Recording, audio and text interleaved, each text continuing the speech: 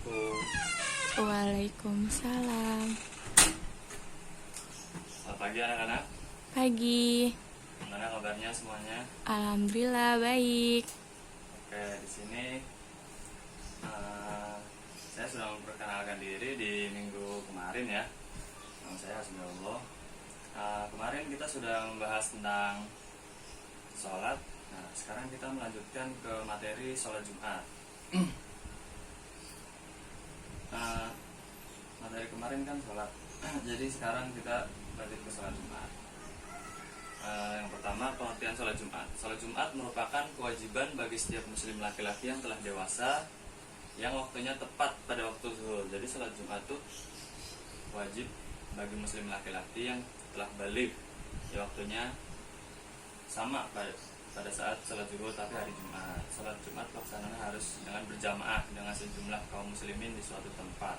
Pada hakikatnya sholat Jumat ini merupakan pengganti sholat zuhur, sehingga seseorang melakukan sholat Jumat di masjid, ia tidak perlu lagi melakukan sholat zuhur. Terus selanjutnya, hukum sholat Jumat. Hukum sholat Jumat itu hukumnya fardu ain, artinya wajib bagi mukallaf. Mukallaf itu laki-laki, seorang muslim yang balik lagi berakal, kecuali nih untuk 6 golongan, yaitu hamba sahaya, perempuan, anak kecil, orang sakit yang tidak dapat menghadiri sholat Jumat, orang musafir, orang yang bepergian, dan orang yang uzur Jumat, seperti ada bencana alam atau bahaya. Seperti sekarang ini ada COVID, itu sebelumnya yang pas zaman-zaman PSBB itu kan sholat Jumat ditiadakan. Itu ada pengecualiannya tuh bagi hamba sahaya dan anak perempuan, bagi perempuan hamba sahaya itu tidak wajib sholat Jumat, dan perempuan tidak wajib sholat Jumat. Anak kecil yang belum balik itu juga belum wajib sholat Jumat. Terus orang sakit yang tidak dapat menghadiri sholat Jumat itu bisa diganti dengan sholat zuhur. Orang musafir, semisal kita pergi ke suatu tempat, nah itu melewati sholat Jumat, itu tidak wajib baginya untuk sholat Jumat, jadi boleh diganti dengan sholat zuhur. Terus orang yang uzur Jumat, seperti ada bencana alam atau bahaya, seperti sekarang ini ada COVID, jadi itu bisa jadi uzur. Terus selanjutnya, dalil kewajiban mengerjakan sholat Jumat. Bismillahirrahmanirrahim. Ya ayyuhalladzina amanu idza nudiya lis-sholat min yaumil jumu'ati fas'au ila dzikrillahi wa dzarul bai' dzalikum khairul lakum in kuntum ta'lamun. Artinya, hai orang-orang yang beriman, apabila diseru untuk menunaikan salat Jumat, maka bersegeralah kamu mengingat kepada Allah dan tinggalkanlah jual beli. Yang demikian itu lebih baik bagimu jika kamu mengetahui. Quran surat Al-Jumu'ah ayat 9. Itu hukum sholat Jumat itu ada dalilnya di situ, hukumnya wajib. Baik. Jika kita lagi jual beli ini tuh disuruh tinggalkan apapun pekerjaannya, tinggalkan sholat Jumat terlebih dahulu. Terus selanjutnya syarat wajib Jumat. Yang pertama adalah Islam. Syarat wajib sholat Jumat tuh pertama orang Islam. Kalau orang selain Islam tidak wajib. Terus yang kedua laki-laki, dan tidak diwajibkan bagi kaum perempuan. Yang ketiga balik atau dewasa, tidak wajib bagi anak-anak. Tadi kan udah disebutkan di sebelumnya. Yang kelima sehat, tidak wajib bagi orang sakit atau berhalangan Jumat. Ini juga tidak wajib bagi orang yang sakit, misal tadi udah disebutkan di awal. Yang keenam merdeka, bukan hamba sahaya. Ini harus merdeka, bukan hamba. Yang ketujuh mukimin, orang-orang yang diam atau tinggal dalam suatu tempat, bukan orang musafir. Jadi kalau musafir itu tadi kan udah disebutkan tidak wajib.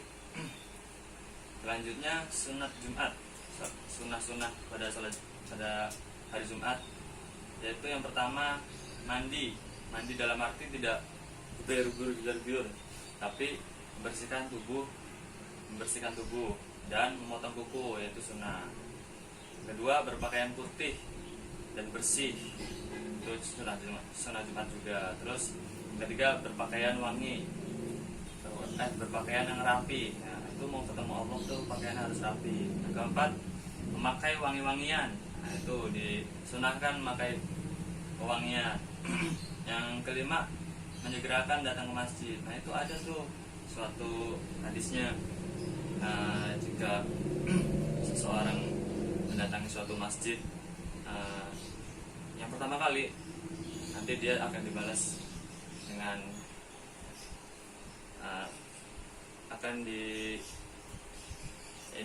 dibalas di akhirat dengan diganti dengan diberi satu sapi untuk menyeberangi Shiratal Mustaqim. Nah itu bawa lagi udah makin mengurang lah. Terus selanjutnya memperbanyak zikir dan salawat. Nah itu sunnah tuh. Kalau kita udah datang terus kita di situ niatkan juga untuk iktikaf. Terus yang ketujuh, memperbanyak baca Quran. Nah di situ kan misalnya kita datang awal bingung tuh mau ngapain, baca aja Quran. Terus yang kedelapan, memperhatikan segala maksud khutbah yang dibacakan oleh khatib.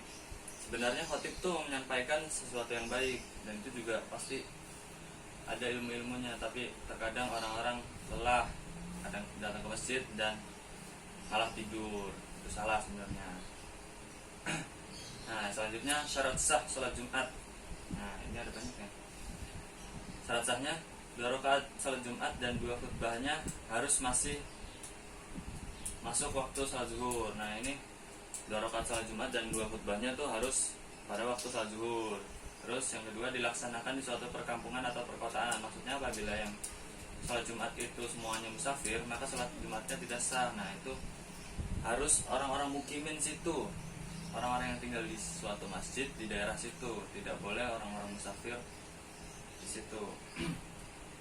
Yang ketiga, minimal mendapati 1 rakaat dengan berjamaah dan 2 rakaat salat Jumat dari 2 rakaat salat Jumat. Maka jika seorang makmum salat Jumat tidak mendapati 1 rakaat dalam salat Jumat bersama imam, maka ia tetap niat salat Jumat, tetapi prakteknya salat zuhur 4 rakaat. Oh, semisal begini, kita telat nih salat Jumat, misal kita udah rakaat kedua, kita tidak mendapati 1 rakaat. Nah itu niatnya salat Jumat, tapi prakteknya kita salat zuhur, diganti 4 rakaat. Yang keempat, jumlah makmum yang salat Jumat minimal 40 orang dari penduduk setempat atau penduduk asli mustautin yang telah wajib Jumat. Berarti bukan anak kecil ya, bukan termasuk anak kecil, jadi orang yang udah dewasa. Itu 40 orang yang tinggal di situ. Jadi semisal ada 39 orang situ, terus ada 1 orang musafir, sebenarnya itu tidak sah dan harus diganti dengan salat zuhur. Yang kelima, ya selanjutnya, salat Jumat tidak berbarengan atau didahului oleh salat Jumat di masjid lain atau yang masih satu perkampungan. Artinya tidak boleh ada 2 Jumat atau lebih dalam satu kampung atau satu tempat yang sama. Jadi misal di sini ada masjid, terus di berapa meter ada masjid, itu sebenarnya tidak boleh, itu tidak sah. Tapi pemikiran orang di sini mungkin berbeda pandangan, mungkin dibolehkan. Terus selanjutnya, harus didahului 2 khutbah. Ini menurut Imam Syafi'i. Ini semua syarat sah menurut Imam Syafi'i ya. Harus didahului 2 khutbah. Nah selanjutnya, waktu sholat Jumat. Kapan sih waktu sholat Jumat itu?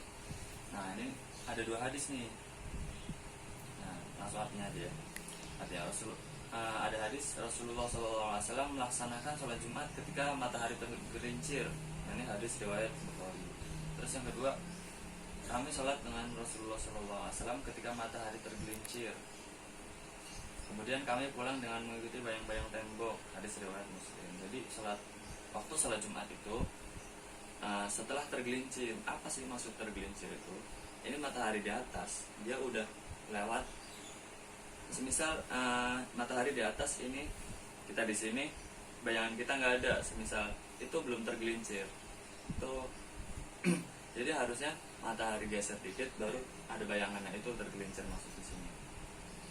Nah, selanjutnya adalah tempat penyelenggaraan sholat Jumat. Nah, di sini ada hadis nih. Sayyidina Umar bin Khattab radhiyallahu anhu pernah mengirim surat kepada penduduk Bahrain yang isinya, lakukanlah sholat Jumat di mana saja kalian berada. Nah, ini hadis riwayat Ibnu Abu Syaibah, dan menurut Ahmad ini sanadnya hasan. Jadi sholat Jumat tuh di mana aja, mau di lapangan, mau di masjid, mau di manapun. Nah, itu tapi 40 orang yang muslimin, orang yang tinggal di situ.